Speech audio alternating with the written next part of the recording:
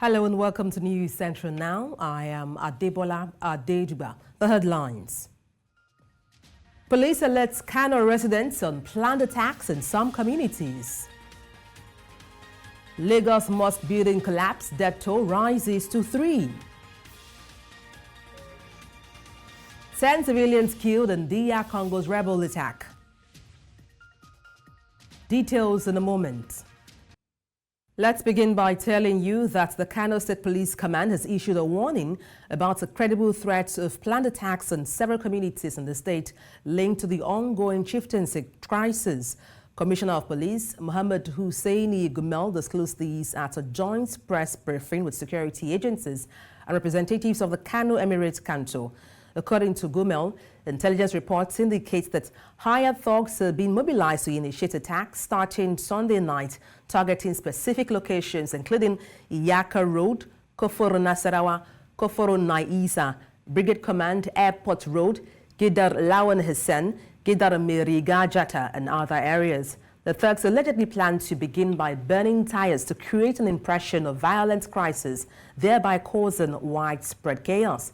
Gimel also clarified the police stance on the court order that legitimizes Aminu Ado Bayero as the current emir of Kano, urging residents to remain law-abiding and support security efforts to maintain peace in the state.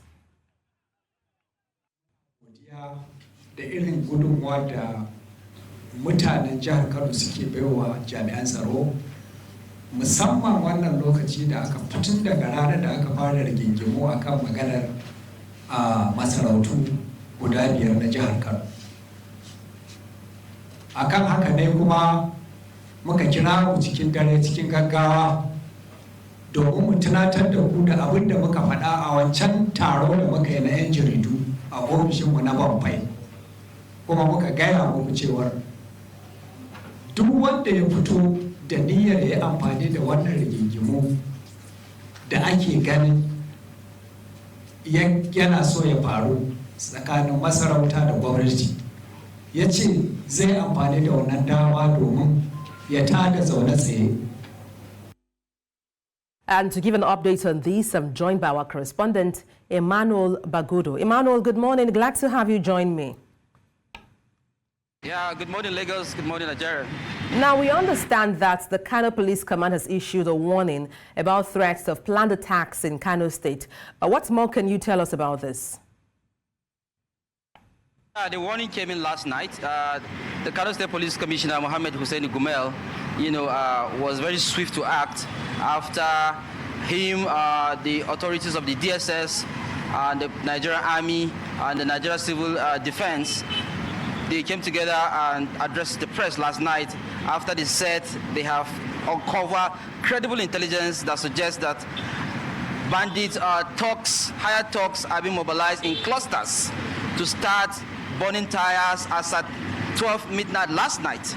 So that was what they told us last night, and they were swift and they want us to let the public know that the police are on top of the situation and they're on top of their game and they're going to tame this occurrence. They said that these thugs are being mobilized in clusters in hundreds of thousands, and they are coming into Kano from different villages to come in to burn tires and create an impression that there is crisis, that they want to take advantage of the ongoing Emirate saga so that they can use it, to cause mayhem and achieve their selfish ambition.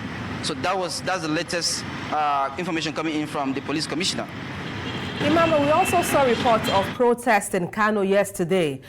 What's the situation like this morning? Yes, the protest last night was yesterday's evening. Happened actually around the premises of the deposed emir, Aminu Ado Bayero. Of course, it was supposed to be peaceful, but unfortunately some miscreants, infiltrated the system, the process, and we saw some kind of traces of violence. But actually, that protest was being carried out by the supporters of the deposed emir, Aminu Ado Bayero, and they are making their protest is very clear. They are making a request from the government and for security agencies to reinstate their choice emir, who is in person of Aminu Ado Bayero. that is the reason for the protest. And they said they are going to continue the protest if their demands are not met. For now, the post emir has been calling them to be calm and not to cause any tension in the state. So that was the reason for the protest. Yeah. Well, thank you so much, Emmanuel, for your reportage. We'll keep tabs with you on how things unfold. Thank you very much. In the meantime, security has been reinforced at the residence of the post emir of Kano, Aminu Ado Bayero. The security operatives came in shortly after a protest by a group of supporters demanding reinstatement of the deposed emir. Our correspondent, Emmanuel Bagudo, tells us more. Security operatives surround Gidan Sarkin Nasarawa, the refuge home of the post emir of Kano, Aminu Ado Bayero. This is in an effort to protect the deposed emir and his supporters. From a subtle prayer mood to an aggressive tone, they say they want the reinstatement of their preferred emir. We are here today to express our sad feelings on the decision of the Kano state government against the 5 Kano Emirate Council, which seems to be very inconvenient to the people of Kano State. I want to address the governor of Kano State and the national securities to take action about what is happening in the Kano State. Why? Because what the governor of Kano State did is a very shame. Citizens of Kano State are complaining about the state government, which it has not compliance with the court order, because it is the law that brought him to the government, and we expect him to comply with the court order. Meanwhile, earlier in the day, the newly turbaned emir Mohammed Sanusi II continued his celebration with his supporters.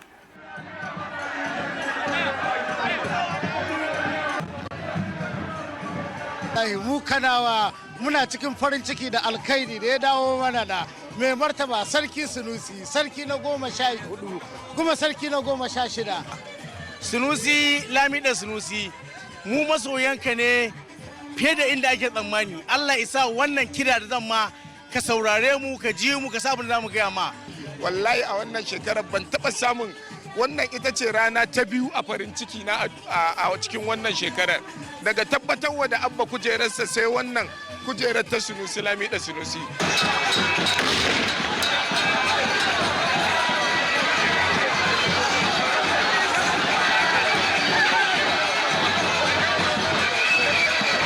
And that royal entrance marks the second day of the reign of the 16th Emir of Kano.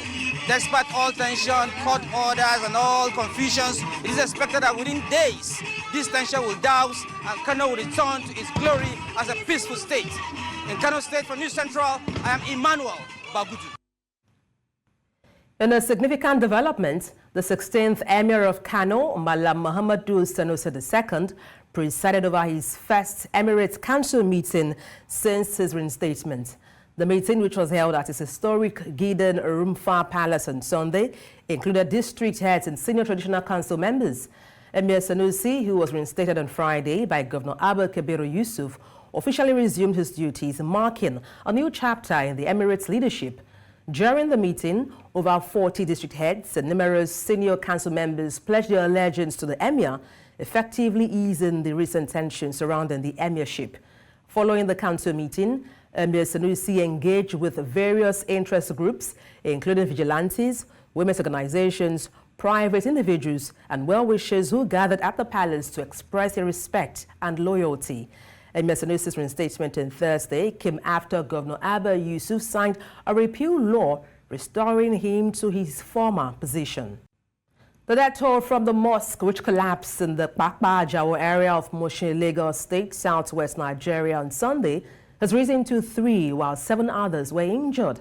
The Permanent Secretary of Lagos Emergency Management Agency, Femi Osonyitolu, said the mosque on Yusuf Street off Ladipo Road, Pakpa Jawo, collapsed while prayer was ongoing. He said the affected buildings have been leveled to ground zero. The incident adds to the long list of building collapses in Nigeria's commercial capital. Experts have blamed the use of substandard materials and incompetence, among others, for the continued cases of building collapse. Let's also tell you that The President of the Federal Republic of Nigeria, Bola Tinubu, has kick-started activities marking the first year of his administration. It began in Lagos with the inauguration of some projects. Here is a report of the commissioning of the Lagos-Calabar Coastal Highway, estimated to cost about 15 trillion naira, as filed by our correspondent Bettina Onweli. We'll try to bring you that report in the course of the news bulletin, but now let's take a short break. Do stay tuned. Thank you for staying tuned. As Nigeria's President Bola Tinubu completes his first year in office, Nigerians have given their ratings on how the president has fared, especially as it concerns economic policies and its impact on the cost of living on an average citizen. From the removal of fuel subsidies to an increase in electricity tariffs and the rising cost of food items, among others. Our correspondent Adesewa Odusoga gives details. Judging by the dramatic election that ushered President Bola Ahmed Tinubu into office, the expectations of his reign were met with mixed feelings. While his supporters were banking on the promises made during the campaign, others were either angry or pessimistic that their most preferred candidate did not emerge as president. People are crying that even when we came out to vote, to participate in this election with everything that makes us, and then eventually you go back and then you manipulate and you want to do whatever you want to do, then what are you telling us? But the optimism of some of his supporters seemed to be short-lived, as President Bola Tinubu, in his inauguration speech, announced the removal of fuel subsidy. No provision is there for fuel subsidy. The fuel subsidy is gone.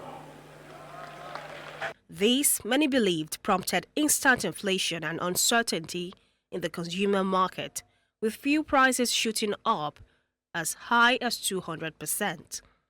Before, we do buy fuel at the rate of 185, and if I should buy fuel for 185, I do buy 5 litre, let me say 750. And if I should use that 5 litre, I will use it to make 6,000 naira every blessed day. But now I'm buying fuel at the rate of 2,500 for 5 litres.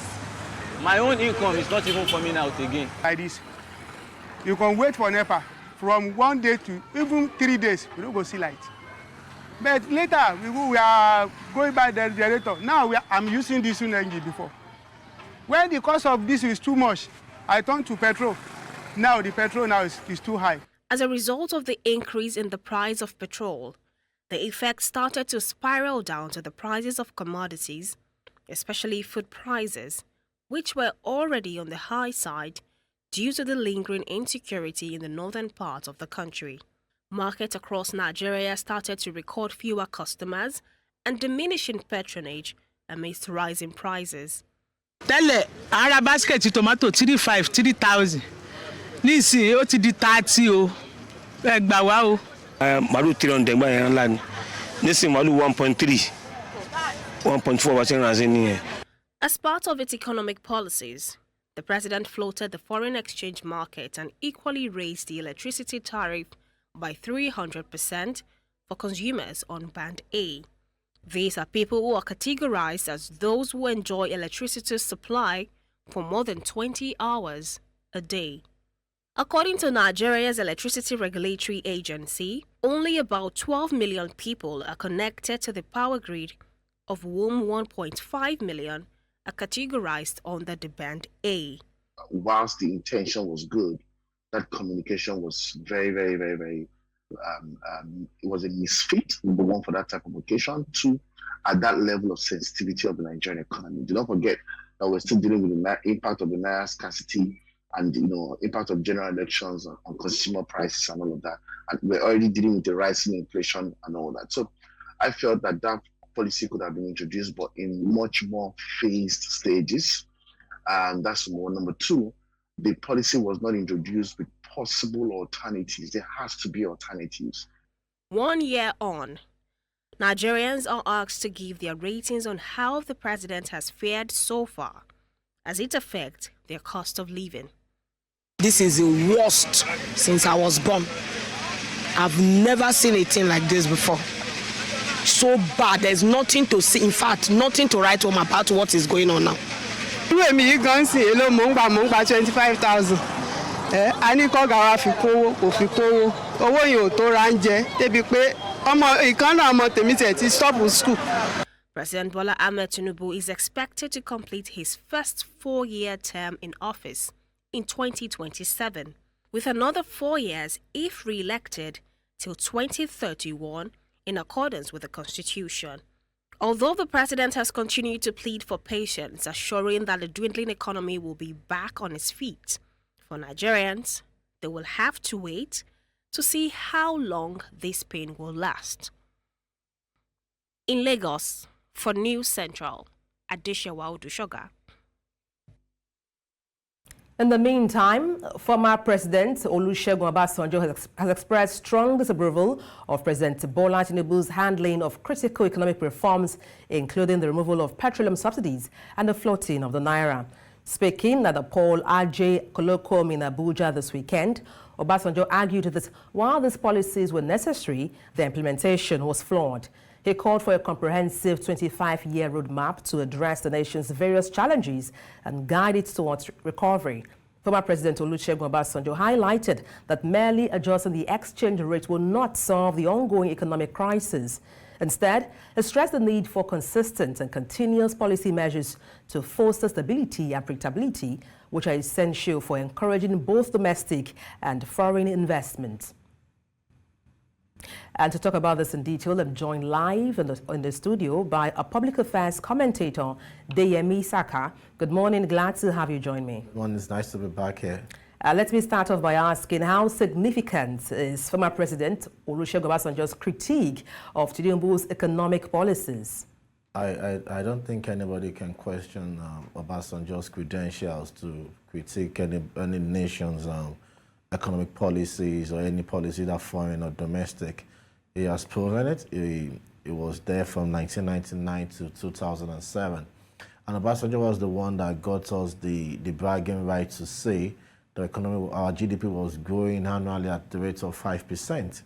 So if such a man stands at any function, either public or private, to speak to government or those in power about economic policies, I guess they should listen to him and probably take a cue from, his ideologies or policies while he was in office. And Obasanjo said it, stated it rightly. It's not just about adjusting the inflation rate, and the removal of fuel subsidy was wrong, was ill-timed, was not well thought out. And, and this parallel effect is what all Nigerians are groaning and complaining about. And I imagine before you remove the fuel subsidy or subsidy on PMS and what have you, you should give your nation what is called a competitive edge through the state-owned petroleum company, the NNPC, but NNPC limited or what have you, but that didn't happen. We see how the whole country was being, told, cajoled or coerced to believe that one man is going to come solve our problem. The private refinery has been commissioned, nothing has happened. We're still buying PMS at a high rate. Just to follow up on that, you talked about the ill-timed removal of the fuel subsidy. What would be the appropriate time, or what measures need be on ground before the removal, of fuel subsidy? You have to have you have to increase or probably have a refining capacity that gives a competitive edge in the market that makes you, because whether we like it or not, government must come with a form of subsidy for these things. Saudi Arabia, Aramco, without giving them free advert, because of the breakout of Ukraine-Russia war, the first year made $80 billion in excess of their projected profit for the year. And the government said the excessive profit is going to be plowed back into the society for social security and social amenities. So yes, you can imagine what would have ended as a country if our NNPC have that refining capacity.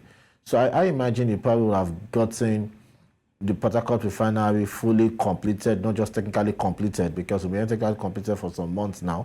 You probably want to get the Warri refinery working, that in Kaduna working. You probably allow players to come into the market, create room for more people to come to modular refineries. It takes the project lifeline to build a refinery is between 36 months to 60 months. And that is, and what you're asking yourself, if Dangote could start his own in 2016, there was nothing stopping the federal government from building a new refinery from the scratch if you believe the refineries on God are obsolete. Now, and again, sorry, a quick one. And it was so infuriating, and I don't know the economic reasoning behind it, that the federal government went borrowing, and NNPC invested such low funds into buying shares and stakes in Dangote refinery. What would have happened if you used that stake either to build a refinery for Nigerians or even revive the existing ones?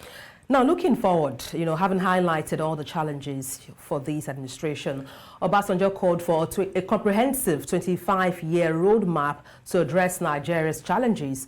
What key elements should be in such a roadmap? Yeah, before we could come up with a roadmap, we have to identify the road or the roads we want to take. And the first thing that will make us understand the road we should take or roads we should take is we should have a true, genuine census. We should know how many of us are truly in this country. We should have, we should break down the demographics, and that will give us an idea of where and what is lacking. A census is not just about counting people. You probably even have an idea of the household income. You have an idea of the kids in the house. You probably have an idea of you have an idea of children under 18. That makes you plan for maternal child health care. That makes you plan for health care for your population. It makes you know what you should invest in terms of education. So before we could start planning, I've been asking this question for the past 4 years. There's a Minister of National Planning, Budget and National Planning. What are they planning with? And I have a friend of mine that works with the UK government. There are plans in place for the next 30 years. Because we don't have a true accurate census, we cannot even project at what rate is our population growing. We don't know what to provide at when to provide it. We don't know what kind of transportation we need. We don't know what kind of investments we should be having in agriculture, and that is one. Secondly, before we can move further, before we can even have a roadmap, we should probably keep Nigeria safe. I think there's a need for us to look at police in charge of public safety. I don't know how we can do it. I can't call for a total overhaul because we still have some fine personnel on the force, but that force needs to be retrained. There has to be massive enlistment into the Nigerian police force. There has to be massive purging of ill-trained, ill-mannered, corruption is, I'm not even talking about corruption, ill-mannered, ill-trained people out of the system. Then you look at the territorial integrity of Nigeria. The Ministry of Defense has been doing quite well. They attended the World Defense Show. DICON, the Defense Company of Nigeria, is coming up. And there's been trade agreements signed with DICON and the Jakarta Steel to look to boost arms and local arms production. I guess with things like this, with Nigeria, if we can secure our territorial integrity from internal and external, aggression, then we can really sit down and start planning. Just to quickly chip in that you talked about integrity. Now, talking about integrity, but now I want to look at economic integrity. Integrity. Now, how can these governments improve on consistency and also predictability of its economic policies to foster investor confidence? Recall, we've seen a lot of economic policies affecting businesses. So how can they improve on investor confidence? Well, whether we like it or not, Nigerians might not like these suggestions, but I think they should probably go back as far as 1985 to 1993, and I'll tell you why. They should go look at the economic policies of Babangida administration.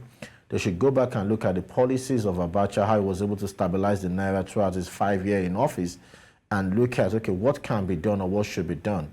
And with that, we can build on that.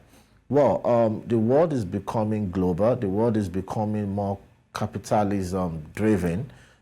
So we should look out as a way to strike a balance. We shouldn't just say, and I tell people, the form of governance or government we're running in the country will always build capitalism. We give you, because free market comes with the free option and your freedom, your free will. But I think we have to try to strike a balance between capitalism, welfareism, and socialism, where everybody can be captured in a safety net. The government should not just, in fact, there was a time the government came up with a policy that they want all points of sale operators to go register with CAC in a bid for them to capture the data and what have you. And I love that, because don't pee on my face and tell me it's raining. It's just a way to generate funds, tax more Nigerians, because once you register a company, either a business name or what have you have to file returns with CAC. Don't be surprised in 2 years' time, CAC will be declaring huge amounts of profit. So I think Mr. President should slow down on his capitalism or capitalist drive, or probably tone down his capitalist tendency and be more of a leader. Feel the pains and the traumas and the tribulations Nigerians are going through. And that's a fine place to wrap up or press for time. But thank you so much for your insight and, of course, your kind company. Deyemi Saka, public affairs commentator. Thank you once again. You're welcome. Where's the phone call away? You're live with News Central TV. Let's take a short break. Stay with us. Thank you for staying with us. Let's also tell you that the Edo State government has begun paying the 70,000 naira new minimum wage to workers in the state. This is in fulfillment of the promise to increase the minimum wage from May 2024.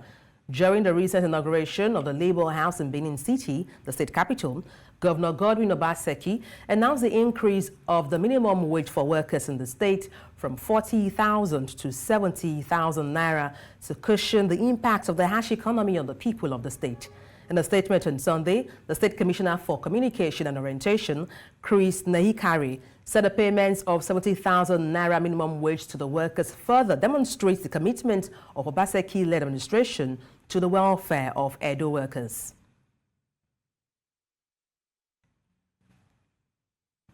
The recent judgment by the Imo State Governorship Election Tribunal, which affirmed the election victory of Governor Hope Uzodinma, has once again raised many unanswered questions.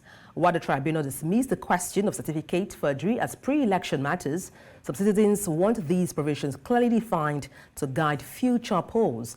Our correspondent Marvelous Obomanu takes a look at some of the issues and tells us more. Following a widely disputed 2023 election, a total of 98 panels were constituted to hear election petitions across the country and adjudicate about 1,209 petitions. A review of the conclusion of the cases reveals that many of the petitions were struck out for failure of the petitioners to provide evidence to substantiate their claims. We strongly believe that when we get to the Supreme Court will have the opportunity to review a number of things that have been said here today. We have the firm instruction of our clients to challenge the judgment on appeal. Recently, the Imo State Governorship Election Tribunal ruling affirmed the victory of Governor Hope Uzodinma, but in doing so, raised more questions needing answers.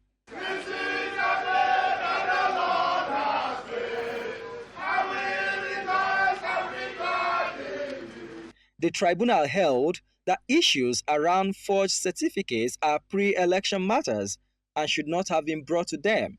You don't just go to the tribunal to make allegations that you cannot come to the tribunal to prove. These issues of going to tribunal to file election petitions are not mere frivolous issues. You must have substantial issues that you can prove before the tribunal to make your petition a serious matter. Submission of forged certificates as provided under Section 177 of the Constitution of the Federal Republic of Nigeria is not a post-election matter, that is a pre-election matter. Now, I have learned today that this is now a new trend by this court.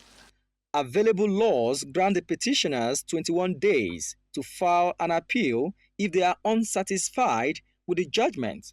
But the Imo State government has extended a hand of fellowship to those aggrieved. My advice to the petitioner, the Labour Party, is accept the verdict of this court, come back to the House. We have the door of the governor is open to accommodate all Imolites. That marks the end of this first step journey.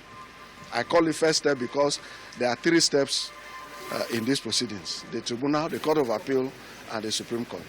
If the party dissatisfied with the decision of the tribunal want to appeal, he has 2 more steps to go. while many will expect the candidates of the opposition Labour Party and People's Democratic Party in Imo State to concede defeat and move on. Citizens will be hoping that issues adjudicated by the tribunal will serve as a guide in upcoming polls. In Abuja for News Central, Marvelous Obomanu. Children's Day, a day of appreciation for children, the nation's future leaders, is a time of festivities and reflection. As the country commemorates this day across Nigeria, the air vibrates with excitement and worry. Our correspondent Chidama Ono compiled this report. Children all over the world are every nation's indispensable treasure. As Nigeria celebrates its Children's Day today, schools often close their doors, allowing children a day of rest and allowing the families to spend quality time with the nation's future leaders and changemakers. The day was established in 1954 as Universal Children's Day. It has been celebrated since then on different dates in several countries. But in Nigeria, it is marked on May 27th and observed as a public holiday for children. These future changemakers, who hold immense significance, are speaking about the better tomorrow they want to experience. I want a better Nigeria, better leaders that could lead my country, so I have a brighter future in this country. Good citizen in Nigeria. And I also want to become a doctor to treat people well. A better country where they will not be suffering, where people will not die. Like where everybody will have something to eat. I want Nigeria to have the best economy in the whole world. I want Nigeria to be better than how it is right now, to be in a more better state by the time I grow up, so that I can lead Nigeria. Days like this underscore the importance of prioritizing child well-being. The somber tone that engulfs the country due to the current economic challenges serves as a powerful call to action to invest in the future by ensuring every child in Nigeria has the opportunity to thrive. Because they are children, they rely on us, the adults, the stakeholders, the government, everyone to ensure their protection, their development, their survival, even their participation across board. Beyond the celebratory atmosphere, Children's Day serves as a crucial reminder of the work that remains. Continued efforts to safeguard and build back better for the future of the nation's youth is paramount. In the south of the continent, former South African President Jacob Zuma gave a speech at a rally at the Emaleni Stadium in South Africa. Zuma, who served as the ANC's fourth president between 2009 and 2018, but left office dodged by graft allegations, cannot stand for election but may still take votes from his former party. The 82-year-old Zuma rocked South African politics when he announced late last year he was turning his back on the ANC and joining MK while fiercely criticizing the ANC under Ramaphosa. His daughter, Duduzile Zuma Sembudla, attended the rally where MK followers chanted, "Run, Ramaphosa, run." Maningi amaqembu akhona azovota nathi. Ngoba thina ndlu emnyama kade yayihlupheka sithi elamanqamu lelilanga elizayo kule nyanga sithela amanqamu sizolithatha ngo-2/3 majority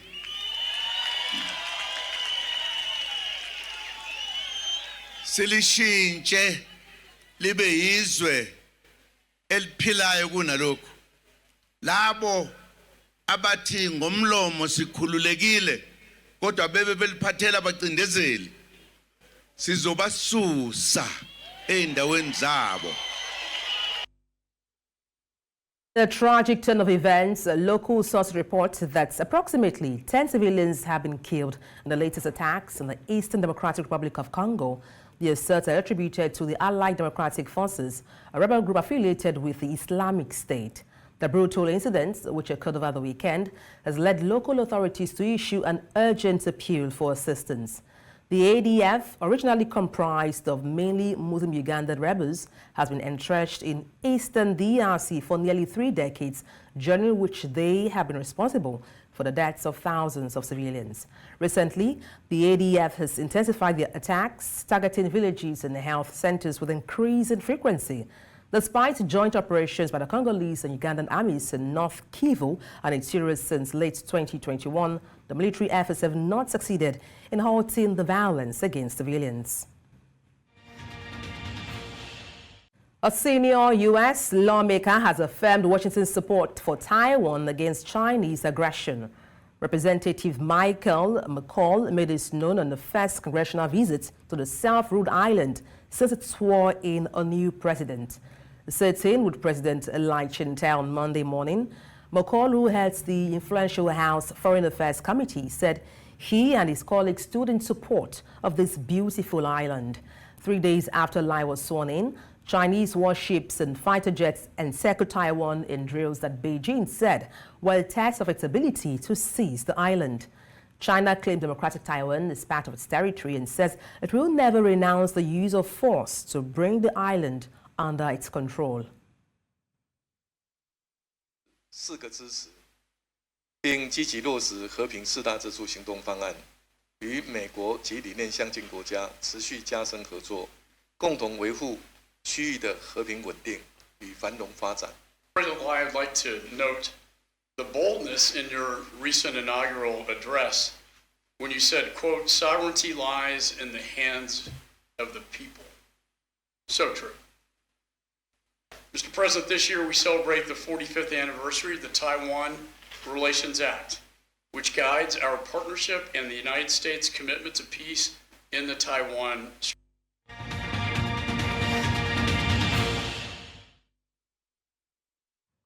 Nigeria's capital market infrastructure, the Central Security Clearance System, CSCS, has dismissed insinuations that the outfit was losing revenue.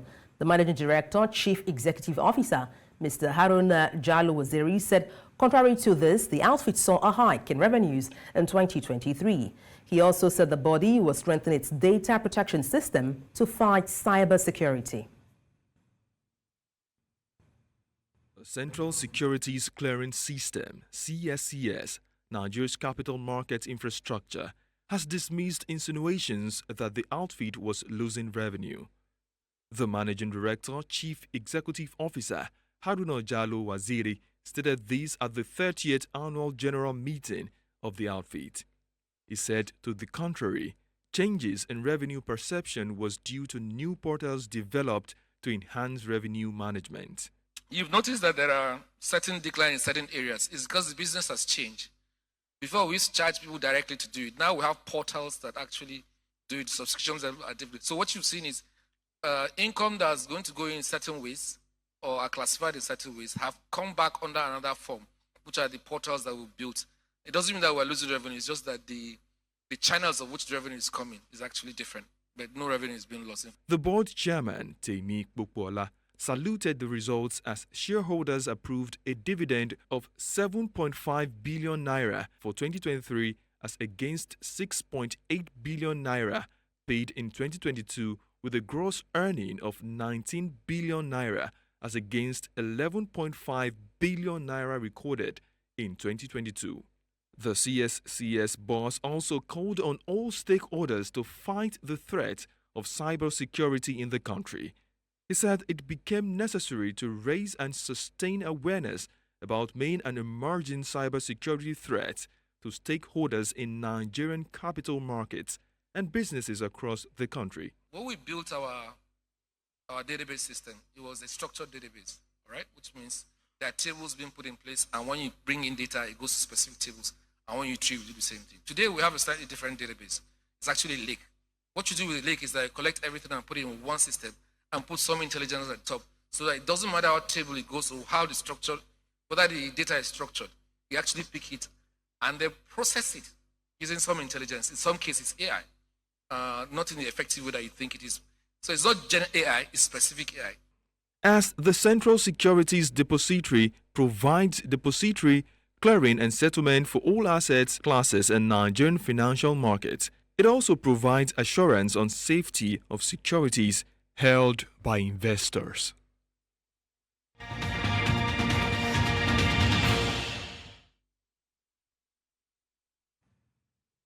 And now to sports stories. The Cape Town Tigers had an unforgettable night, clinching a thrilling 91-88 victory over FOS Rabat in the 2024 Ball Playoffs quarterfinal. Sam Kello's Cell's remarkable three-pointer forced overtime, allowing the Tigers to compose themselves and secure their first ever semi-final spot. Sella led with 30 points and 9 rebounds, while Simbayoni made ball history with a record-breaking 25 rebounds, contributing 16 points and 4 assists. Despite Daly Deng's departure due to injury, Katia Diarra's 13 points and 8 assists and Deng's 12 points fueled their triumph. With 17 lead changes and 14 ties, the game remained fiercely contested, culminating in a nerve-wracking finish, while the Tigers nearly squandered a 10-point lead in the final minutes. Ghana's assistant coaches will lead a team in the third-place playoff against Nigeria, as head coach Laria Kingston remains missing following the Black Starlets' 2-1 loss to Burkina Faso in the WAFBU B Under-17 Championship semi-finals. Kingston's appearance has sparked concerns as he abruptly left the team bus after the match and hasn't been seen since, missing scheduled meetings, according to the Ghana Football Association, GFA. Despite a strong group stage performance, Ghana faltered against Burkina Faso, missing out on Under-17 Africa Cup of Nations qualification. With Kingston's whereabouts unknown, the GFA has entrusted the assistant coaches for guidance in the upcoming March. Ghana seeks to salvage pride despite the unexpected turn of events, aiming to end the tournament positively.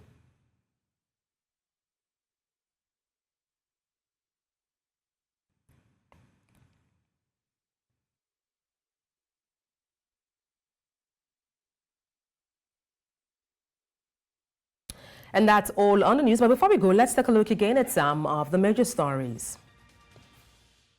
Police have alerted Kano residents on planned attacks in some communities. Lagos mosque building collapse death toll has risen to 3. We also told you that 10 civilians have been killed in DR Congo's rebel attack. Send your eyewitness report to the WhatsApp number on the screen and follow us on social media. We are at News Central TV. You can watch us live on DSTV, channel 422, Star Times, channel 274, Avo TV, and YouTube.